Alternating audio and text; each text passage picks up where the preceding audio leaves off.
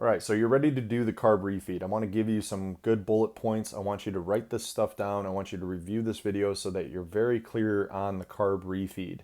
You did your 14-day detox, you're getting ready to refeed, and what does it look like going forward in terms of your nutrition plan after the 14 days?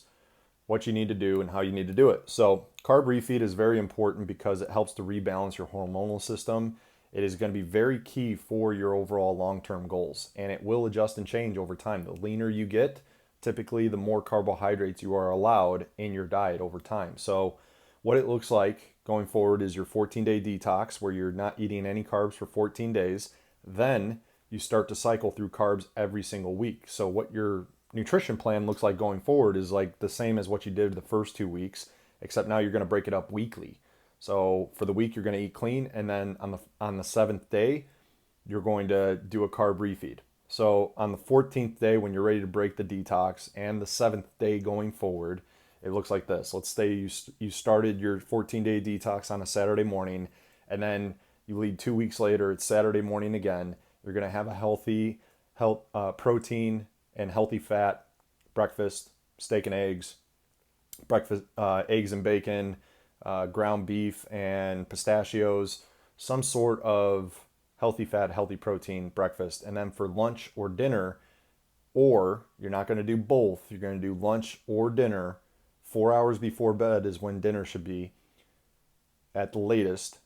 You're going to do a carbohydrate for one meal for that day. So you get one meal a week essentially for a carb refeed. So 14 days, no carbs. On that 14th day, you do a refeed, you break the detox by having a carbohydrate at lunch or dinner. And then every 7 days after that, so the next Saturday, you'll do a refeed at lunch or dinner. Now, don't let life get in the way. If you're going to have a date night on Friday night or you got an event to go to, you can shorten it a day and then restart and keep it Saturday to Saturday going forward after that. But the idea is 6 to 7 days. Make sure that you're getting it every week there and after the 14-day detox, a refeed at lunch or dinner. Now, what does it look like in terms of carbohydrates, in terms of dosage, and what types of carbs you can have? So I'm going to give you two options, the best options and good options, or okay options. So I've included a link to the recipe book, the Paleo Mediterranean Cookbook, that I recommend. I recommend getting a hold of that. That's going to give you some great options, healthy options that are going to fit in line with your goals. And also there's some carb options in there, both great desserts as well as carbs that are embedded into the meals themselves. So you can browse and try different things every other week, and it's an event for you. It's an event for the family. It's an opportunity to try new things and really open your palate up to new options. And they taste great too, and you'll empower yourself with new dishes and new choices, and then over time you're going to have some go-tos and you're going to know how to cook this offhand and right off the top of your head. So take the time to really learn these things and check out that cookbook and click the link below to get that. It's one of my favorite cookbooks. But you can plan ahead week in and week out. You can plan ahead for your 14-day detox when you're going to refeed for lunch or dinner, right? It's part of visualization. It's going to be very healthy for you. But that being said, you're going to have anywhere from 40 to 60 grams of carbohydrates to start off, and then we can scale it up or scale it down depending on how your results are. So it's going to be different for everybody, but as a general rule, 40 to 60 grams of carbohydrates for the refeed. So for lunch or dinner, you're going to have 40 to 60 grams of a carbohydrate in some way, shape, or form. So the best options are sweet potatoes, mashed or baked potatoes, and you can do quinoa. You can do white rice. So those are good go-to clean options, right? These are things that are grown from the ground. They're very natural, right?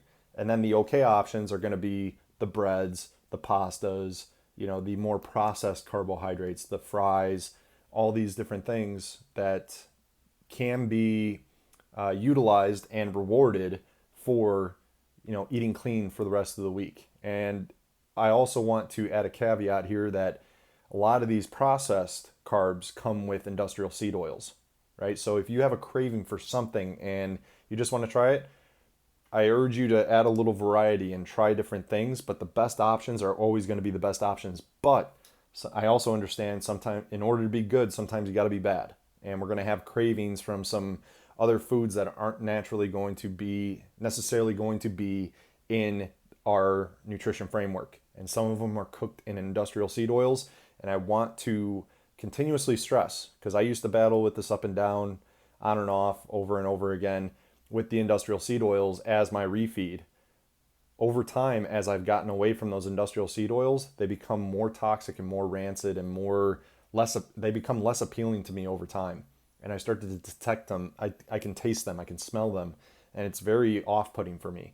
So I urge you to constantly try to bridge towards the best options, or if you're going to go with fries, make sure they're cooked in animal fat. If you're going to go with breads, those, make sure that there's no hydrogenated canola oil in them or palm oil or anything like that. If you're going to go with chips, there's options where you can go with avocado oil chips. These types of things, there's other options out there.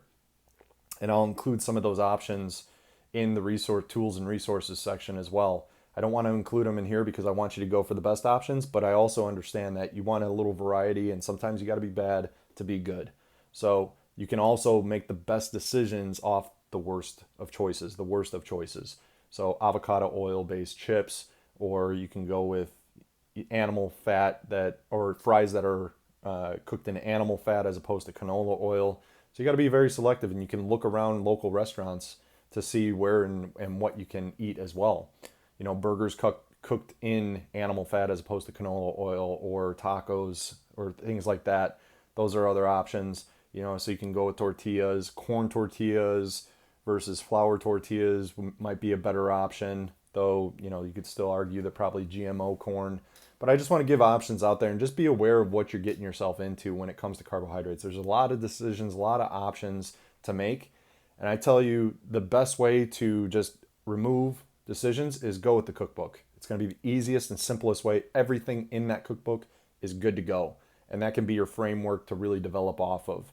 And then you can also go with the clean carbohydrates, the rice, the quinoa, the sweet potatoes, or the potatoes, right? Those are easy options to go with as well.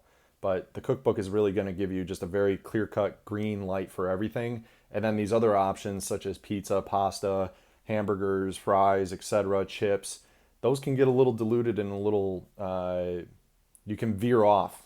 So there's a lot of questions that comes around those options. Just make sure that they're cooked in animal fat. That's what I recommend. Or avocado oil.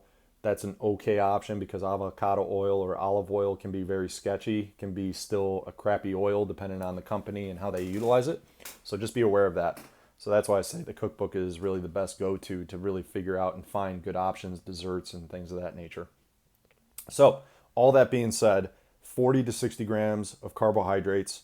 You want to eat that at one sitting, so lunch or dinner, and use a website like MyFitnessPal. I'll include that in the link, a link of that below, where you can search the type of carbohydrate that you're looking to cook or prepare or have. Even the restaurant will have the information from the restaurant typically, and you can type that into the search bar and it'll tell you the serving size, how much is in it, so that you can hit that 40 to 60 grams during that meal. And in addition to that 40 to 60 grams of of carbohydrate, you're going to have 30 to 50 grams of protein. So you're going to be eating a little bit more in terms of calories, density at that meal as you would normally other meals. So keep that in mind. You might, instead of going on the high end of protein, you might go on the lower end of the threshold, 30 grams instead of 50 grams of protein for that meal, because you're going to be having more carbohydrates. Or if you really want the best option, you might be going with a leaner meat, right? So you might go with chicken breast as opposed to chicken thigh, even though the chicken thigh is much more satiating. You're getting less fat, but that accounts to the whole combination of calories, grams of fat, grams of protein, grams of carbohydrates. All these equations kind of intermix. You could easily increase your caloric intake by 500 calories just by having a good dense meat with extra carbohydrates. So we want to kind of keep that aware. So limit your dosage. I would say go more on the lower dosage if you're really worried about taking in too much food.